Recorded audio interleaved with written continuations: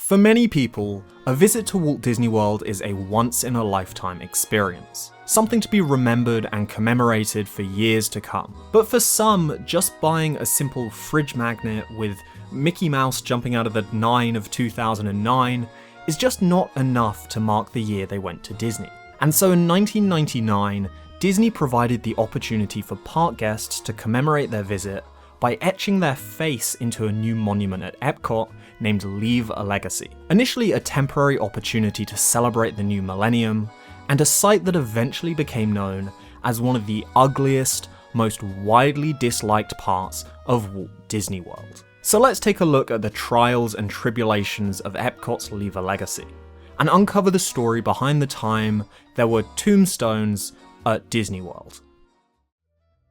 The idea of permanent souvenirs at Disney World has existed since the early 90s. In 1994, Disney launched a new souvenir named the Walk Around the World tiles. Ranging from $85 all the way up to $250, guests could purchase an engraved floor tile that would be installed on special walkways outside of Magic Kingdom, making their visit a permanent part of Disney World history. Walk Around the World was initially a huge success. The chance to have your name permanently embedded at Disney World was popular among first-timers and hardcore fans alike. The service continued being offered throughout the 90s as more and more space was made available for new tiles. But souvenir floor tiles come with one major problem. They take up a lot of space. And towards the end of the decade, Walk Around the World was so popular, in fact, that Disney started running out of room for new purchases. And so as the new millennium rapidly approached, Disney needed a new kind of souvenir for visiting guests. 1999 saw the start of the Walt Disney World Millennium Celebration,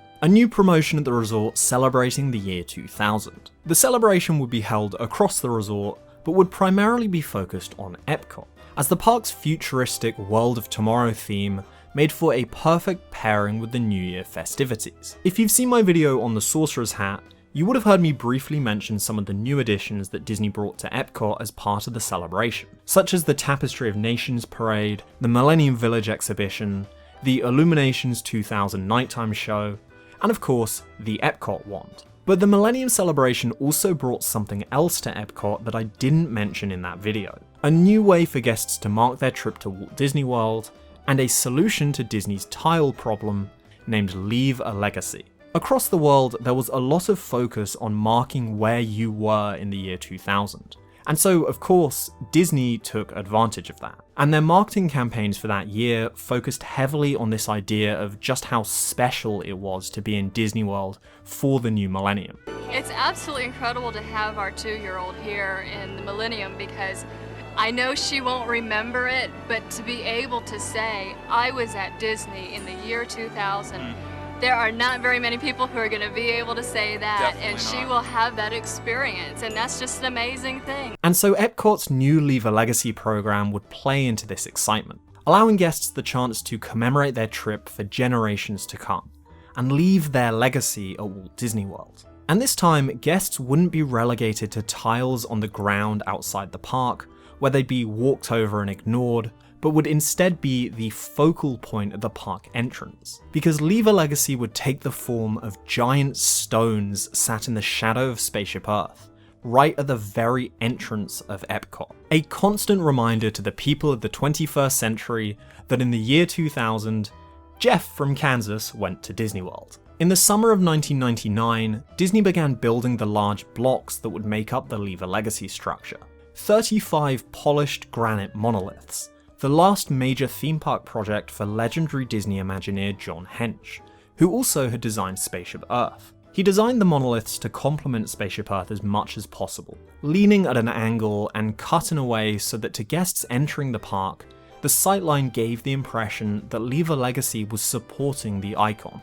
By September, the construction was finished, and Disney opened a booth beneath Spaceship Earth, allowing guests to purchase their spot. And this time around, instead of their name being carved into a brick, their photo would be taken instead. The cost was also much cheaper than before, now only $35. $38 if you wanted 2 people in the picture, Because why not? Sometime later, your photo would be converted to grayscale and engraved by machine onto a 1-inch stainless steel tile that, as part of a sheet of other guest photos, would be bolted to one of the monoliths. By October, the first of the engravings were added to Leave a Legacy, just in time for the official start of the Millennium Celebration, with the plan being that the kiosk would remain open throughout 2000 until the end of the celebration on January 1st, 2001, at which point the faces of everyone who had signed up would be locked in and displayed to all future guests to Epcot. And during that year, thousands of guests had their picture taken to leave their mark on Disney World history. To further promote Leave a Legacy, Disney also enlisted the help of Orlando boy band NSYNC, whose 5 members were added to the monument. The monoliths, collectively known as the Legacy Sculpture, helped solve the space problem that faced the Walk Around the World tiles in a pretty big way. Some of them were as tall as 19 feet, and with the much smaller engravings that were used, the sculpture could collectively hold 700,000 of them, far more spaces than were available outside Magic Kingdom. But of course, Leave a Legacy didn't come without its own problems. Disney's newest addition to Epcot was a collection of hulking granite blocks directly at the front entrance of their theme park. And simply put, they were really ugly. John Hench had done the best job he could with what he was given, and to be fair to him, he did manage to blend them into the existing space really well. But that couldn't help the fact that the idea of taking up such a significant part of the park with giant rocks was a really bad design choice. In order to build Leave a Legacy, the original entrance to Epcot had to be removed. Before 1999, the entrance area featured a large planter in the middle, and behind it a fountain with a glass sculpture on top. This was the design that had existed since opening day in 1982.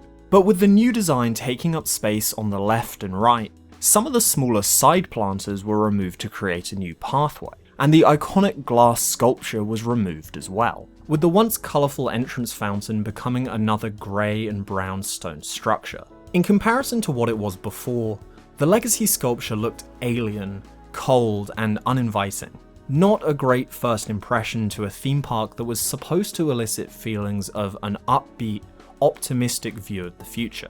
The granite dwarfed guests as they entered, and up close could give a maze-like feeling, and the modifications to the entrance could now sometimes create congestion as crowds entered and exited the park. Many fans felt that Leave a Legacy had sapped a lot of the life out of Epcot. As soon as it arrived, it was already receiving harsh criticism. Claims that it had ruined the classic Epcot look, that it was hideous to look at, and that it just seemed very un-Disney. These giant stones with rows of faces looked less like something you'd find at Disney World and more like some sort of war memorial. On January 1st, 2001, the Millennium Celebration officially ended, as Disney started making preparations for its next celebration, the 100 Years of Magic, turning its attention away from Epcot and towards MGM Studios. But by this point, Leave a Legacy was only 1/4 full. Thousands of people had purchased tiles, but it was still nowhere near the number that Disney had expected,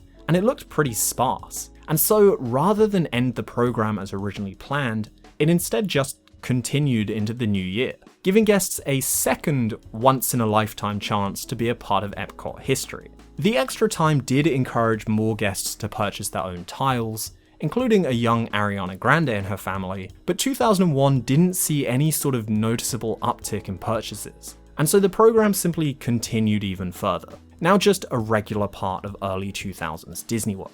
In fact, the Leave a Legacy kiosk remained open at Epcot for more than 7 years, far beyond any sort of limited time promotion, until May 2007, when once over 550,000 of the 700,000 available spaces had been sold, making Disney a revenue of around $20 million, registration was finally closed. And now Leave a Legacy was officially over, and only the Legacy sculpture remained.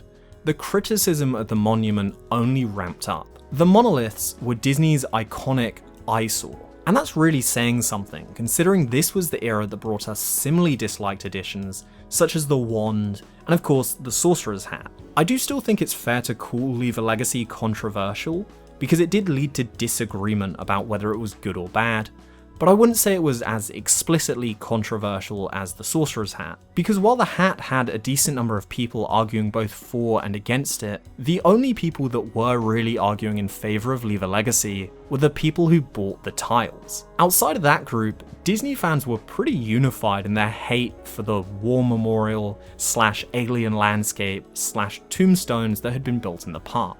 Now that it was more or less complete, it also showed a new design flaw. On the larger monoliths, tiles were only placed partway up, to prevent a situation where guests would return to Disney World to find that their 1-inch engraving had been placed 19 feet in the air where they couldn't even see it. But this made the whole structure look kind of blotchy and barren in places. The tombstone angle was something that was continuously joked about over the years, especially once the promotion was over and first-time visitors no longer had any real understanding of what the sculpture's purpose was. Sure, there was a sign explaining it, but for many young children, rows of engraved faces led to scared questions to parents about who were these people? Why are they here? Did people die at Epcot? What are these things? Leave a legacy. Oh, they're pictures.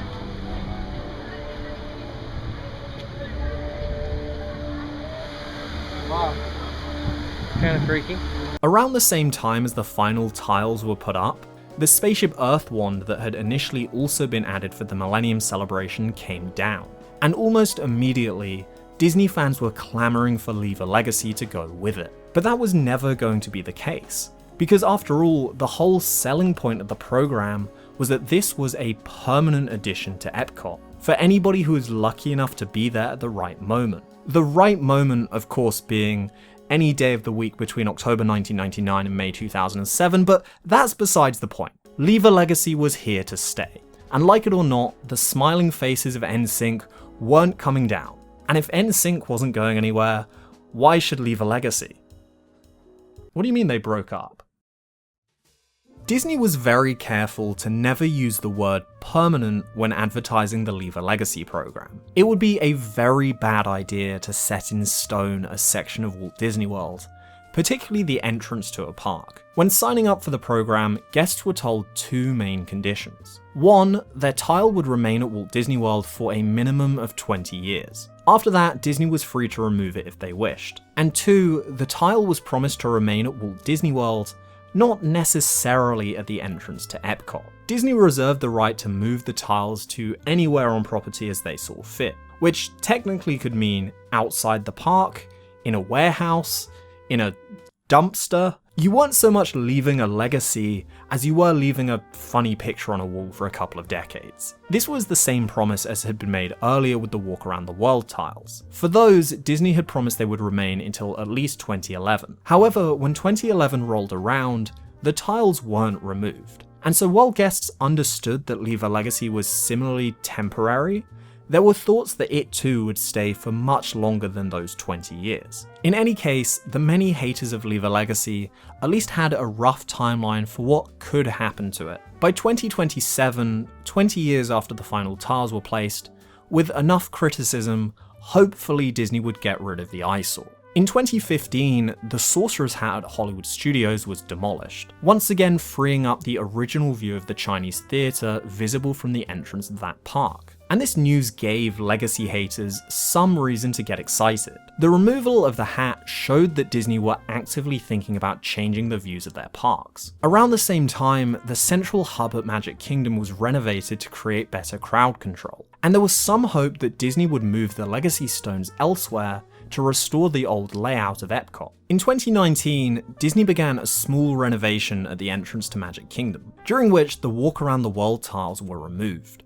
permanently. And that same year, a new design for the entrance to Epcot was announced. The new design would be a reimagining of the original Epcot entrance, opening up the space, adding more greenery, and returning the original glass sculpture on top of the fountain. And most significantly of all, removing Leave a Legacy. In spring of that year, construction walls surfaced at the Epcot entrance, and piece by piece, the large granite monoliths were removed. Most fans celebrated this change. There was just one problem. It hadn't been 20 years. Where were the tiles going? some of the purchasers of the Walk Around the World tiles were upset that they'd now been removed, and took to the official Disney Q&A boards to ask where they'd gone. We had commemorative bricks placed back in 1996, and have heard that the bricks were removed and disposed of. Please advise. Welcome to Plan Disney, Scott. It's so nice you found your way to us. These bricks were thought of fondly by many guests, coaxed a smile or a tear to those walking over or by them, and allowed families to be part of the wonder and excitement of the Walt Disney World resort. Being a part of this offering meant you were a part of the Disney parks, and your brick is now a part of Disney history, and that can never be taken away. These bricks were retired in 2019. The sell-by date for the bricks had long since passed, and so there wasn't much that their purchasers could complain about. But the Epcot tiles were still expected to stick around for another 8 years. Disney couldn't just remove them early. Think about the legacy. Think about the legacy, Bob. Guests were told that the tiles would be relocated outside of Epcot, but by the following year they hadn't resurfaced. On the WDW Magic forum, one user who'd purchased a tile theorized over whether Disney would bring them back. At this point, I'm beginning to think that Disney is counting customer complaints. If nobody's complaining, maybe they can get away with not reinstalling them. If they were worried about a breach of contract complaints, the tiles could have been mounted on temporary construction walls. What a great idea! In 2021, the restoration of Epcot's entrance was complete, once again returning the park to an inviting, cheery world of tomorrow. And after 2 years of hiding, Leave a Legacy re-emerged, now outside the park, off to one side before the turnstiles, where most guests wouldn't see it. The new design was an array of brightly coloured panels, accompanied by a new web page named the Epcot Tile Finder, where you could enter a name to find the new location on the wall. This succeeded in removing the ugliness the original design had brought to the park's entrance, but it did now sort of look like cheap, temporary construction walls. Although, to be honest, maybe that's the plan. As of today, these walls are still up just outside of Epcot, but I honestly wouldn't be surprised if Disney designed them cheaply so that once 2027 arrives, they can just be removed immediately. I've already mentioned that Leave a Legacy's main problem was its looks, but I think it also had another problem in its execution that only became apparent after 2007. Once you could no longer participate in the program, it was just a reminder of something you missed out on. The faces of people who did something that you don't get to. Why have something in a park that your visitors can't be a part of? I think most casual guests had no idea what it was. And rather than being a cool relic of the past, like was the intention, it sort of just ended up looking like Disney forgot to clean up something old. A dated roadblock at the entrance. Secondly, this is the way that I see it. Stasis doesn't make sense in a theme park. Theme parks, particularly Disney parks, are supposed to constantly evolve and change. And when you've committed to keeping something the same, it goes against that idea. Obviously you get things like icons and classic attractions that will always be in a park, but even they get renovated and modified over the years. And this is especially bad at Epcot, a park based around the future and progress, having something that isn't representative of any of that. Leave a Legacy was predicated on the idea that this would remain the same, which is entirely antithetical to the idea of the park. And lastly, even if you were someone that bought a tile and you did like it, because it was temporary, I think you also got a bad deal with that too. Ultimately, I think Leave a Legacy was a good idea with a terrible execution. The idea of being able to sort of own a piece of Disney World is really cool. I walked past it many times on trips when I was much younger, and I never even knew what it was until about 2012, but if I had done, I would have definitely bought a tile. I think as well, it would have been much better received if Disney just placed it elsewhere, rather than destroying the original entrance and sort of forcing it to be front and center. You know, the story of the construction, the criticism, and the eventual removal of Leave a Legacy is super similar to that of The Sorcerer's Hat, a topic I've already made a video on. Both widely criticized changes to iconic views of their respective parks, both built around the same time, and both removed in similar fashions. And also both things that probably would have been liked better if they were elsewhere. In fact, when I first planned that video, I couldn't decide which topic I wanted to talk about first. So consider this to be a companion piece to that video. You don't have to have watched both of them, but I do think they complement each other. What are your opinions on Leave a Legacy? Did you purchase a tile yourself? What do you think of the new entrance it's been replaced with? And what do you think will happen to the new version in 2027? Let me know in the comments. And if you liked the video, please consider subscribing. Other than that, I'm always working on more videos about theme parks coming in the future. And as always, I'll see you next time.